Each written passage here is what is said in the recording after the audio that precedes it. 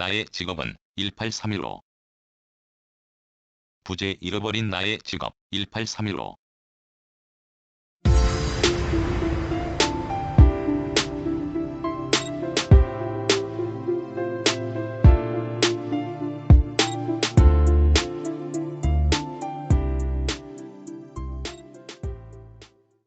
나는 부모의 몸을 빌려 우주의 에너지를 충만히 안고 세상에 태어났다. 내가 나란 존재에 대한 인식을 한 후에 나는 나와 얽힌 인간관계란 것을 알았다. 나에게 생명을 부여한 부모와 그들의 부모를 거슬러 올라가는 뿌리에 대해서도 알았다. 누구나 그렇듯이 나 또한 고귀하게 태어난 것을 인지하면서 하나의 완벽한 인격체로 독립적으로 생존하기 전에 부모의 보호 속에 있어야 한다는 것도 알았다. 내 부모는 내가 완전히 독립적인 생활을 할 준비가 되지 못한 상태에서 일찍 세상을 떴고, 그것이 한동안 나에게 큰 마음의 상처가 되었다. 그렇게 해서 나는 일찌감치 세상에 적응하는 방법을 알았다. 생각이 견고하지 못한 즈음에도 나는 내가 가장 잘할 수 있는 일을 하고 싶었고 그 길을 걷기로 했다. 그렇게 해서 내가 선택한 일은 여러 장르의 그림 그리는 일 중에서도 만화였다. 나는 그림 원사의 집에 도제로 들어가 한솥밥을 먹으며 그림 수업을 하여 마침내 어린 시절부터 꿈꾸던 만화가가 되었다. 내 이름이 당당히 적힌 첫 작품이 세상에 태어나 빛을 본 순간은 내가 세상에 태어났을 때보다 더 큰 희열을 느꼈다. 나는 내가 좋아하는 일에 전념하며 실력 연마에 혼신을 쏟았다. 하루하루 변하는 내 실력이 느껴질 때는 짜릿한 전율이 일었다. 나는 내가 가장 잘할 수 있는 일을 하며 먹고 사는 것이 해결할 수 있는 것이 신기했다. 그 일을 하면서 돈을 모은 것은 아니지만 내가 가진 유일한 재주를 활용하는 것에 만족했다. 그러면서도 나는 내가 하는 일, 곧 만화를 그리는 일이 직업이란 생각을 해본 적이 없었다. 여백분인 원고지에 내 생각을 표출하여 원하는 그림을 만드는 일을 하면서 나는 남들이 먹고 사는 것에는 관심을 두지 않았다. 그러나 세상에는 먹고 사는 방법이 다양하다는 것은 매일 느꼈다. 어떤 사람은 손수레를 끌고 다니며 남이 쓰고 버린 물건을 주워 모아 최저 생계를 유지하면서도 남을 몰래 돕기도 하고, 어떤 사람은 더욱 전문적인 일을 하면서도 남을 사기치는 것도 알았다. 그 당시는 내 생각이 지금보다 편협하여 때로는 직업에 귀천이 없는데도 어떤 일에 대해서는 하찮은 생각을 한 적도 있다. 만화가 입문을 한 후 얼마 되지 않아 나는 결혼을 했다. 이내 나의 두 아이가 태어나고 4인 가족이 살려면 돈이 더 필요하다는 것을 알았다. 만화가는 자유직업이다. 내가 선택한 내 직업을 보호하는 그 어떤 장치가 없는 직업이다. 직장인들처럼 근무 기한과 퇴직 이후 퇴직금 같은 보완 장치가 없다는 것을 알고부터 나는 내가 하는 일을 하면서 불확실한 미래가 걱정되었다. 자유직업은 능력에 따라 수입자가 크고 그것은 실력, 노력과는 무관하다는 사실도 알았다. 미혼일 때는 내 일신만 생각하며 되었으므로 하는 일에 대한 회의보다는 내가 선택한 일에서 최고가 되고 싶었다. 그러나 가정을 꾸린 후 가족을 책임져야 하는 가장이 되고부터 나는 서서히 내가 좋아서 선택한 만화 그리는 일이 비로소 세상에 존재하는 숱한 직업 중의 하나라는 사실을 인정하게 되었다. 직업 활동을 하면 그에 따른 고저의 차이가 있을지언정 수입이 확보된다. 그러나 내 직업 만화가는 그렇지 않다. 심혈을 기울여 자식을 낳는 진통보다 더한 고통으로 작품을 만들어도 출판사에서 출판하기를 거부하면 작품과 돈을 맞바꿀 방법이 없다. 그렇다고 작품을 완성할 때까지 어떤 보장이 있는 것도 물론 아니다. 아이들이 성장하고 학비 부담이 가중되면서 나는 만화가란 직업을 택한 것을 점차 후회하게 되었다. 내가 선택한 직업으로 안정된 생활을 할 수 없다는 사실로 인해서이다. 반면 4인 가족이 살아가려면 소위 최저생계비란 것이 필요하다. 그것은 고사하고 모두가 어렵던 IMF 시절에는 몇 달 동안 단 한 푼도 벌지 못한 적도 있었다. 그때 남들은 돈도 벌지 못하면서 책상 앞에 온종일 죽치고 앉아있는 나에게 아르바이트나 전업을 권하기도 했다. 그런 말이 내 귀에 제대로 들리지 않았다. 나는 내가 선택한 직업으로 말미암아 마침내 양식을 떨어뜨리는 무능함에 처하게 되었고 그 사실이 나의 정신을 완전히 무너뜨렸다. 가족과 대화를 거부하고 현실에서 도피할 생각만 했다. 숨을 쉬고 있다는 사실이 두려웠다. 그럴수록 가족과 돈독하게 마음을 합하여 난국을 헤쳐나갈 궁리를 해야 하는데도 불구하고 나는 마음의 문을 닫아버렸다. 가족을 위해 아무런 대책을 세워주지 못하고 쌀독을 비운 상태에서 나는 나의 소중한 가정에서 도망쳤다. 젊은 시절 내가 선택한 일에 정진하던 그 열정은 마침내 지난 꿈에 불과해졌다.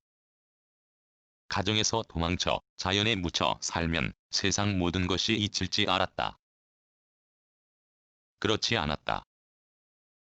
아픔과 후회, 절망, 고독에 몸부림쳤다. 내가 가장 잘할 수 있는 일에서도 실패자가 된 내가 본업을 버리고서 할 일이 없었다. 하루살이 인생의 길게 이어졌다. 남자 혼자 살아가는 것도 힘들어 한동안 가족 걱정을 하지도 못했다. 그런 날이 이어지던 어느 날 나그네길에서 만난 사람이 임시 거주지로 정한 곳에서 산불 감시를 하게 알선해 주었다. 그 일은 1년 내내 하는 것이 아니고 일당이므로 안정된 일이 아니다. 그러나 세상 부적응자라는 스스로 얽어매는 낙인을 찍은 나에게 자연에서 할 수 있는 산불 감시는 보수와 무관하게 나에게 맞았다. 만화가 생활할 때 알지 못했던 소위 잡초라 통칭하여 부르는 하찮은 풀 한 폭의 이름을 찾아내 거스로 만드는 것이 즐거웠다. 비로소 나는 인간이 살아가는 데는 인간 세상만 필요한 것이 아니란 것을 터득했다. 인간도 자연 일부란 것을 안 것은 나의 반평생을 헛되이 보낸 후이다. 반평도 되지 않는 산꼭대기 초소에서 한겨울을 보내며 인간의 사소한 부주의로 후손에게서 빌려 쓰는 자연이 훼손되지 않게 지킨다는 것을 생각하며 임시적인 일이지만 하는 보람을 느꼈다. 날마다 변하는 자연을 관찰하는 것은 더한 기쁨이었다. 그렇게 해서 나는 6개월 청송군 초소 산불감시 대원의 한 사람으로 지난 5월 일을 마쳤다. 일을 마칠 즈음 나는 새로운 사실을 알았다. 그것은 실업급여였다. 같은 일을 오래 한 대원에게 나도 혜택을 받을 수 있느냐고 넌지시 물었다. 그들은 그렇다고 대답했다. 나는 믿기지 않았다. 생각이 무르익을 어린 시절에 꿈꾸던 만화가 생활을 수십 년 하면서도 일이 없을 때 내 조국은 나에게 10원짜리 하나 도와주지 않았다. 그런데 우연히 알게 된 산불 감시를 하고 일이 종료되어 다시 실직자가 되었다는 명분으로 국가가 나에게 재취업 장려금을 준다는 말에 나는 의구심마저 들었다. 그 의구심이 오늘 해소되었고 내 통장에 돈이 들어왔다. 글머리에 언급했듯이 모든 사람이 그가 가장 잘할 수 있는 직업을 택해야 그 사람의 모든 능력, 드러나지 않은 성품과 잠재력까지 발휘된다.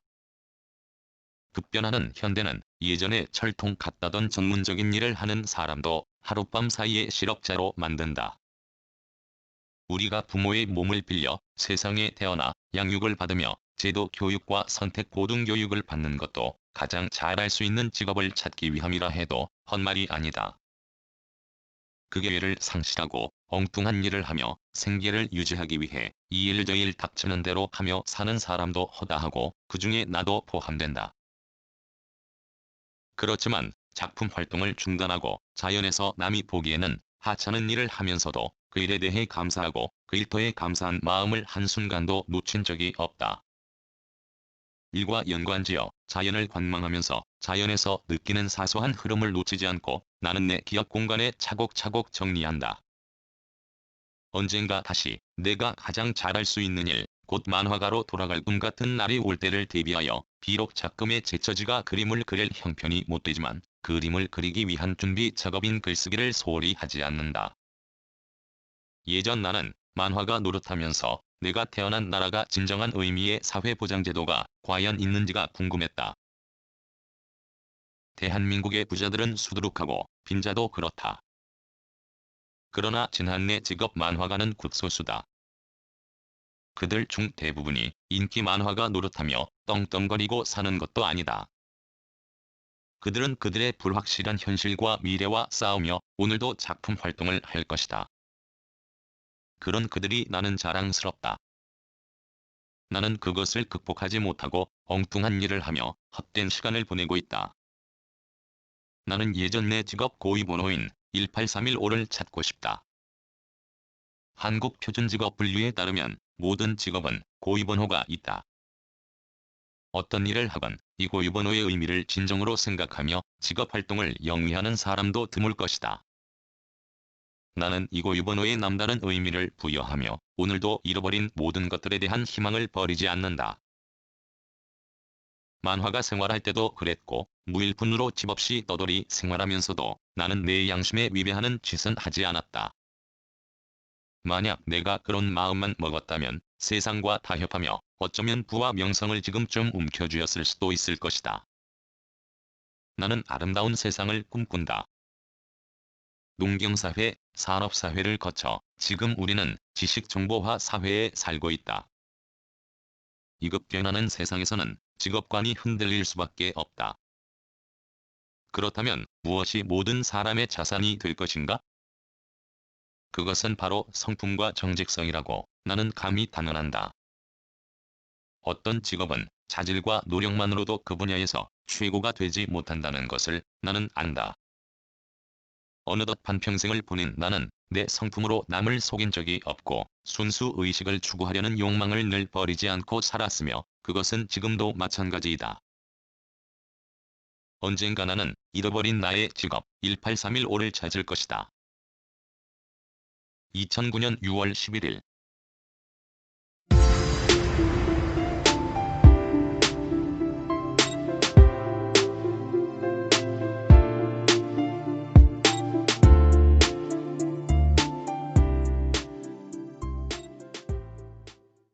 글, 모든 것으로부터 자유인 무학. 낭독, 글 읽어주는 강지식. 들어주셔서 고맙습니다.